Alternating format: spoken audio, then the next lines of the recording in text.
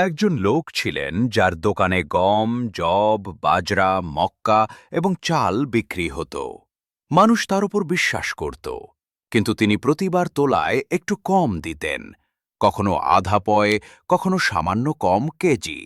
তিনি ভাবতেন কি পার্থক্য পড়বে, কিন্তু তিনি ভুলে গিয়েছিলেন যে পার্থক্য শুরু হয় ঠিক সেখান থেকেই, যেখানে মানুষ ভাবতে শুরু করে কেউ দেখছে না।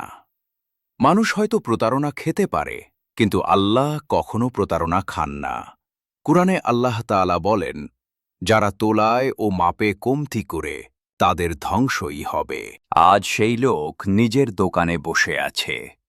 টাকা অবশ্য বেড়েছে, কিন্তু বরকত চলে গেছে।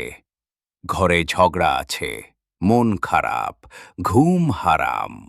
কারণ যিনি মানুষের অধিকার খেয়েছেন, আল্লাহ তার রোজিতে বরকত কেড়ে নিয়েছেন। অন্তিম জীবনে কি হবে? যখন ওজন করার দিন আসবে, যখন প্রতিটি আমল পরিমাপ করা হবে, তখন সেই লোক দেখবে যে তার সৎ কাজগুলো হালকা হয়ে গেছে। কারণ সে এই দুনিয়ায় মানুষের সঙ্গে অন্যায় করেছে। কখনো তোলায়, মাপে বা কারো অধিকার নিয়ে কমতি করো না। এমন আরও ইসলামিক ভিডিও পেতে চ্যানেলটা সাবস্ক্রাইব করো।